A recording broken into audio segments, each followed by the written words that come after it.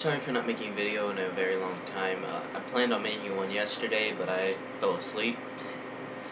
And that's what happens when you lay down to take a 30-minute nap and you don't wake up.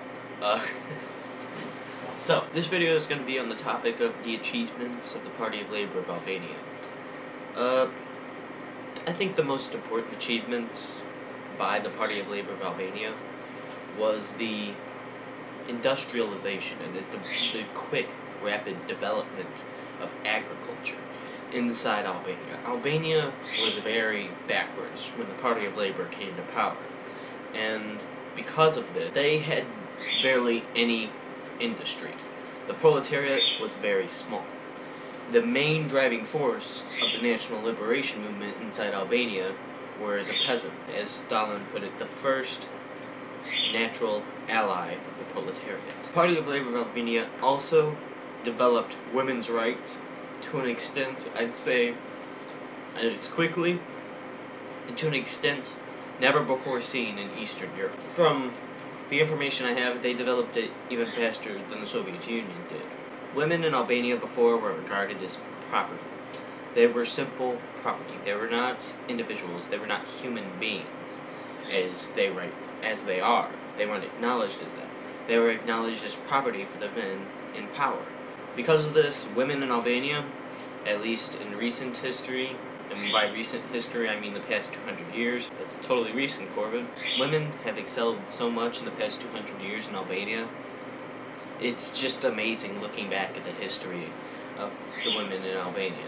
They went from probably one of the lowest positions you can be in society to being equal among men inside the People's Republic of Albania. Another thing that was common in Albania and very unique at this period of time in Albania was tribal warfare. Albania basically never really developed out of tribal warfare until the People's Republic of Albania came around. Tribal warfare went on until like the 1950s, when it was put to an end by the People's Republic of Albania and by the Party of Labour of Albania. These actions by those two entities excelled the quality of life in Albania, especially with the ending of tribal warfare, to an extent never before seen, in my opinion. It was like 10-15 years they ended tribal warfare, one of the most backward things that kept Albania behind everyone else. Albania, as you probably know, was so firm in their party line that even when Khrushchev came to power, unlike the other people's republics, the other people's democracies in Eastern Europe, it held fast. It did not move towards Khrushchev because he was the new guy in the Soviet Union.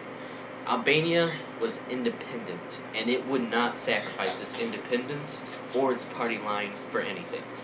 Even when China started going away, when they knew they were going to have zero allies, they did not abandon their party line, which is an excellent position for any party to have. This dedication towards Marxism-Leninism is fascinating.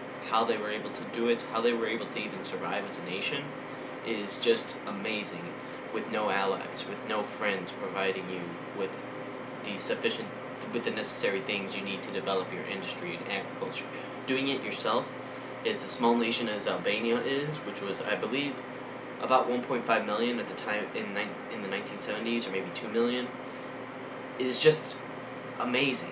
And not only did they just hold the party line, they pointed out where the others were wrong, where Brezhnev was wrong, where Khrushchev was wrong, where Castro was wrong.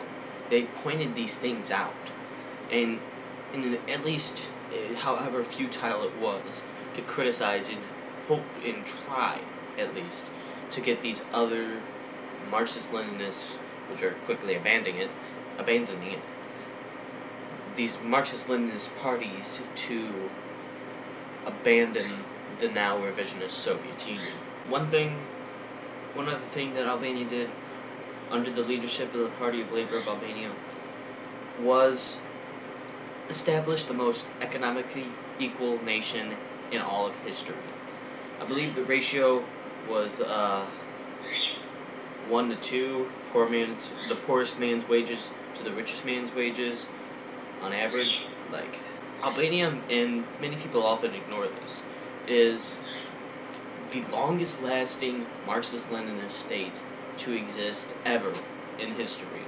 It lasted from the 1940s, the mid-1940s, mid-early, until the 1980s, a few years after Comrade Hoxha's death.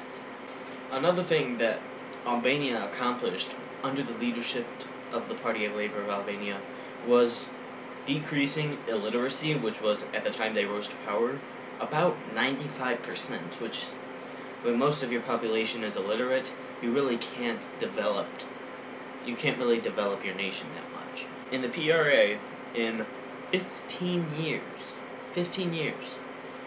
got that 95% illiteracy down to the levels of an average Western nation.